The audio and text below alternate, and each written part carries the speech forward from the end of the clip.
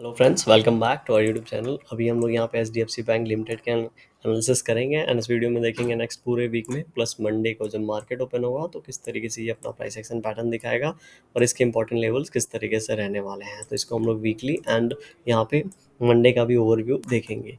तो अभी जिस तरीके से प्राइस एक्शन पैटर्न कर रहा है, हम लोगों ने पहले भी इस चीज़ पे बात करके रखी है, अगर आपको याद होगा तो यहाँ पे इस तरीके से ठीक है एक्सपांड हो रहा था। अगर एक्सपांडिंग का अगर आप यहाँ पे ट्रेंड लाइन बनाएंगे तो हो सकता है यहाँ पे इस तरीके से ये आएगा और नीचे की ओर इस तरीके से ये फॉल हो रहा था। अभी इसके बीच में जाके कहीं ना कहीं ट्रेड कर रहा है। नीचे वाली को टच किया, ऊपर वाले लेवल को टच किया, अभी बीच में यहाँ पे कहीं ना कहीं ये ट्रेड कर रहा है। बहुत बार क्या होता है शेयर्स में, ये यहाँ पे आता है 50% ये रिटेस्ट किया, 40% उसके बाद यहाँ से जाके ब्रेकआउट दे देता है। ठीक है, लेकिन अगर ये अपना लो ब्रेक करता है तो चांसेस आर कि यहाँ पे 60-70% और फॉल हो जाए और इन लेवल्स को ये बार 1480 1500 वाले लेवल को रिटेस्ट करे। तो इसलिए ये जिस लेवल के आसपास ट्रेड कर रहा है यहाँ पे 1600 के आसपास इसका सस्टेन करना बहुत ही ज़रूरी है। अगर यहाँ से सस्टेन करके ऊपर की ओर इस जोन को ब्रेक नहीं करता है तो हम लोग को नीचे की ओर थोड़े बड़े टारगेट देखने को मिलेंगे, इसीलिए इसका ऊपर की ओर ही ब्रेकआउट देना ज़्यादा बेटर अभी हम लोग को नज़र आ रहा होगा। ठीक है, अब हम लोग एक दूसरे पॉइंट ऑफ व्यू से देखते हैं कि ऊपर की ओर हमारे पास इस तरीके से एक चैनल पैटर्न और नीचे की ओर हमारे पास इस तरीके से है। ठीक है, अब ये एक चैनल पैटर्न कोई भी बना सकता है। यहाँ पे ये नीचे की ओर गया, अब ऊपर की ओर टच किया, अब नीचे आ रहा है। तो इस हिसाब से देखेंगे तो हम लोग को कहीं ना कहीं पहले 1550 एंड उसके बाद का लेवल लगभग लगभग 1500 तक आपको भी नज़र आ रहा होगा, मुझे भी नज़र आ रहा है। तो नीचे अगर ब्रेकडाउन वो करता है तो ये जिस तरीके से टेक्निकली अभी ऊपर की ओर गया है, बहुत बार देखिए किसी भी चैनल पैटर्न का ब्रेकआउट होना होता है तो 50% करेक्ट करके उसको ब्रेकआउट दे देता है। लेकिन अगर ये फेल होता है तो हायर चांसेस कि ये इस लेवल्स को 1500 1450 रिटेस्ट करके फिर से इन लेवल से ऊपर की ओर जाने वाला तैयारी कर रहा है। अभी हम लोगों के लिए इम्पोर्टेंट क्या है, अभी उसके लिए हम लोग वीकली टाइम फ्रेम पे चलते हैं। अभी हम लोग यहाँ पे वीकली टाइम फ्रेम पे चलते हैं और यहाँ पे अभी आ, अगर आप देखेंगे, ठीक है, इसको देखेंगे तो वीकली टाइम फ्रेम पे अच्छा कैंडल इसने बनाया था और ये पूरे ग्रीन कैंडल के अंदर ही इस कैंडल थोड़ा सा हाई ब्रेकआउट दे दिया, अदरवाइज पूरा का पूरा मोमेंटम इस ग्रीन कैंडल के अंदर है। तो हम लोग इसका हाई मान लेते हैं और यहाँ पे नीचे की ओर 1600 का लेवल मान लेते हैं।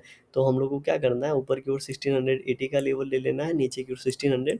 इस 1800 के ऊपर निकल जाए तो हम लोग कुछ ऊपर का प्लान कर पाएंगे और नीचे निकल जाए तो अब हम लोग को कुछ प्लानिंग करनी चाहिए। बीच में कुछ प्लानिंग हम लोगों को नहीं करनी चाहिए। तो ये बात आपको ध्यान में रखना है कभी भी इसके बारे में प्लान कर रहे हैं। देखिए, मैं कभी भी यहाँ पे जो भी ट्रेंड है वो वीकली एंड आपको थोड़ा सा बड़ा पॉइंट ऑफ व्यू देता हूँ, क्योंकि ये अगर इस तरीके से ट्रेड कर रहा है और जिस लेवल के आसपास वीकली टाइम फ्रेम पे ट्रेड कर रहा है, क्योंकि वीकली टाइम फ्रेम पे हम लोग को जिस तरीके से दिख रहा है हम लोग इस तरीके से इसको देख रहे हैं। ठीक है, अब ये ऊपर जाके इतना यहाँ पे करेक्शन होके आया है। हम लोग को पता है किसी भी ट्रेंड लाइन को ब्रेक करने के लिए किसी भी शेयर को उसे जाके हिट करना है, थोड़ा नीचे आके यहाँ पे, ठीक है, समय स्पेंड करके, टाइम स्पेंड करके इसको जाके ब्रेक कर सकता है। अभी ये इसी तरीके का प्राइस एक्शन पैटर्न बनाया, तो इसीलिए मैं बोल रहा हूँ अगर यहाँ से ब्रेकआउट मिलता है 1700 का तो हमारे पास चांस रहेगा कि हो सकता है ये जो यहाँ पे 2-3 साल से ये इस तरीके से साइडवेज गया है, 4 साल से लगभग देखेंगे, 3-4 साल से ये अपने एवरेज प्राइस के आसपास ट्रेड कर रहा है। तो इसका ब्रेकआउट होता है तो हम लोग कुछ नहीं तो एक अच्छा यहाँ से मोमेंटम एक्सपेक्ट कर सकते हैं इन लेवल से। तो अच्छा है, तो यहाँ पे ऊपर का 2000 का लेवल पास में है तो पहला 2000 का हमारा टारगेट यहाँ पे रहेगा।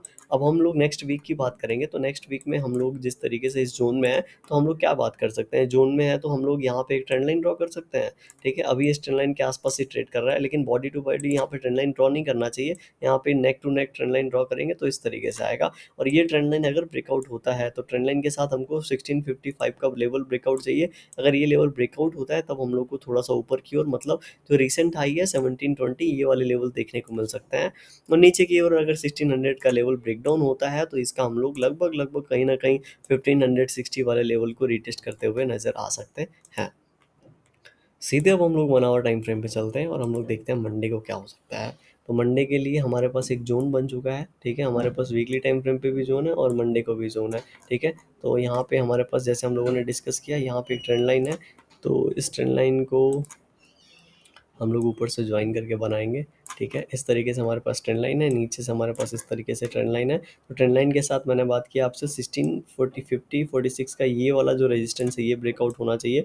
तो हम लोग को नेक्स्ट मंडे को जो लेवल देखिए, सबसे पहले तो यहाँ जाएगा, ये प्राइस एक्शन पैटर्न बना रहा है, ठीक है। तो इन लेवल से सेलिंग आया, तो इस लेवल पे फिर से क्या करेगा, स्टॉप होगा, थोड़ा टाइम स्पेंड करेगा 1-2 कैंडल, उसके बाद ब्रेकआउट देगा। तो नेक्स्ट लेवल 1660 का होगा एंड उसके बाद का लेवल 1668 के आसपास हो सकता है।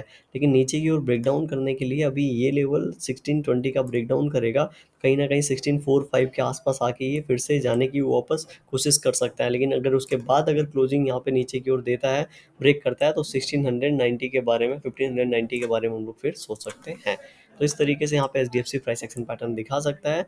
वीडियो कैसी लगी कमेंट सेक्शन में बता सकते हैं। कोई भी डिसीजन अपनी फाइनल एनालिसिस के बाद में ले, आपका सिस्टम क्या बोलता है उसके हिसाब से ले।